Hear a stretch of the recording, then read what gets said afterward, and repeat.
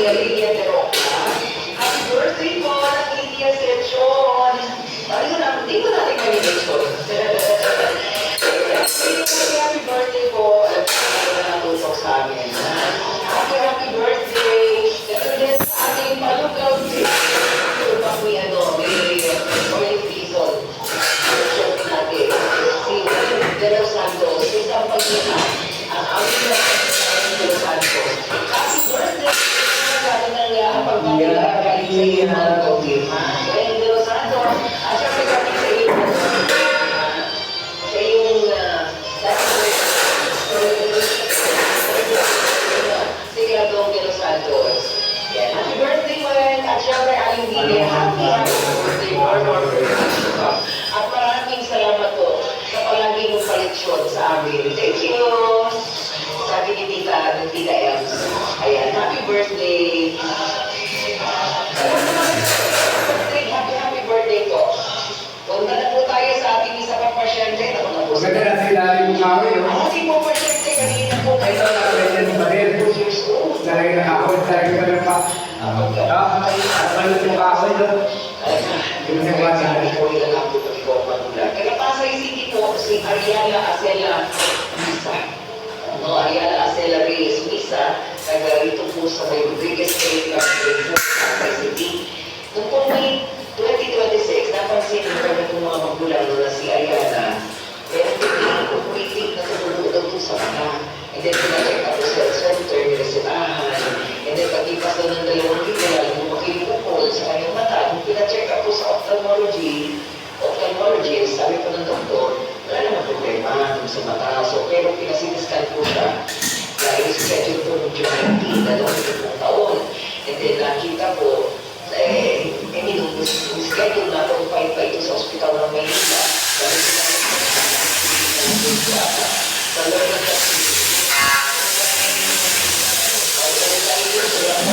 ng July 15, in-schedule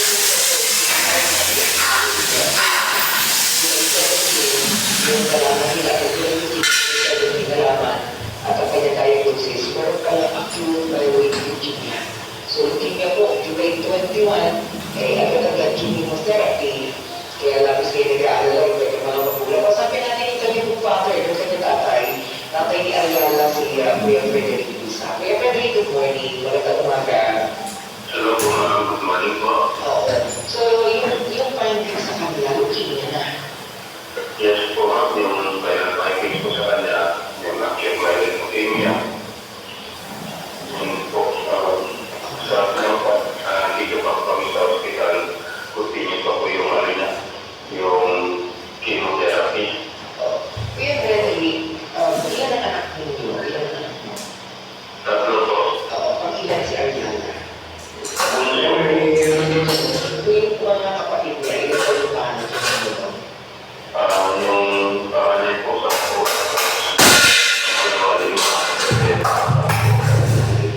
po, kumusta yung demo? okay naman po bali, sila po naiwanin sa bahay. Kasama ng kanyang mother. Bali, wala po kami Okay. So, yung mga yan po. Balitan po yung sa condition, alam mo yung ng doktor, kasi yung sakit, pero Dito po sila, dalawang libo na pinagay. Ay, maraming lagi yan. Lagi ko yung zero dito lagi.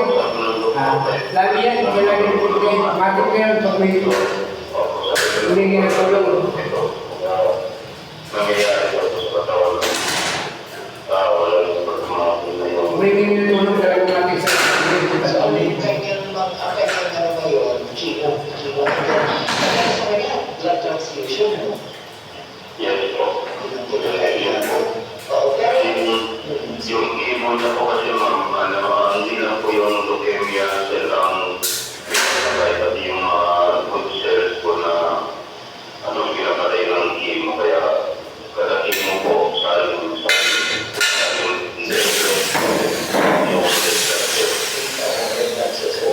mga pasyente na ganyan, kapag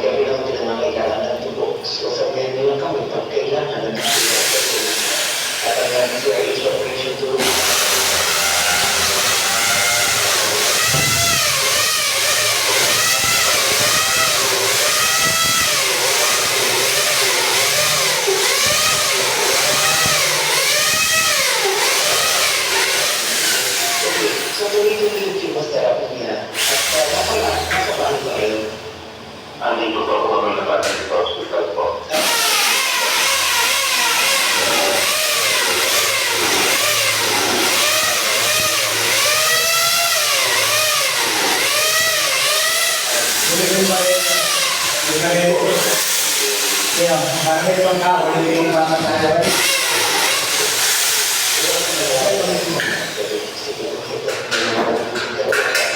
Maikot tayo para po sa mga pangailangan ni Ariana. Nananawagan po ako sa pamumuno ko at subaybay po sa pagkakas ko na hindi po natutulong para sa akin at mag-focus na acute na leukemia sa pangailangan na po. Lalo na po sa pagkikimo niya. Then, po sa financial assistance, lalo na po sa feeling na malaki na po yung namin. Maraming salamat po. Yung pag-ibig sa para din sa chemotherapy ba? Yung po kasi sa pagpila mga next week po matatapos na po yung first session ng chemo niya. Paparala na dalawang parang Oo. Sa bagay, ang perpetual, tumatanggap ng mga guarantee letter, no? Tama ba ang letter? Sige, ilapit din natin sa office ng Butingin Senator Rito Lapid, ha? Kaya po kayo. Sige po, para po dun sa mga maaaring tumulong, ano, para po kay Ayala, 4 years old, nung nabata, meron po myelin po leukemia. Kaya pwede po magpadala sa Gcash account po natin, ano, sa DCRH Operation Tulong. Yan, ang ating number po ay flash sa ating television screen. Pwede kayo magpadala to our AP number. So, ano, ayan, RHTP, maki-flash naman ang ating Gcash account. May pakilagay po po dyan ang pangalan Ariala Misa, 0956 ano po? 0956 Acela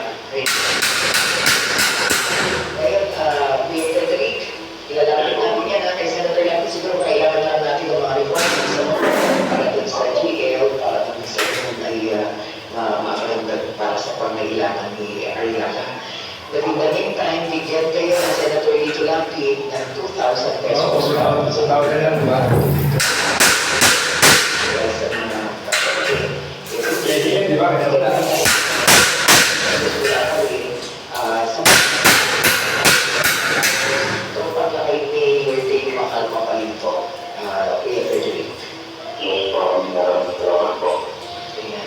So, bago ang 5,000 pesos at doon po sa mga magpapadala sa kanilang Gcash, makilagay lang ang Ariana Acela. Makilagay lang po yung pangalan. Okay? So, hanggang namin yung pagganuhan, paglakas ni Ariana Kuya Frederick. Yes po.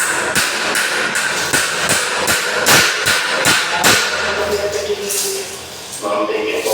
Maraming salamat po sa inyong bilaros. Kaya, yes po.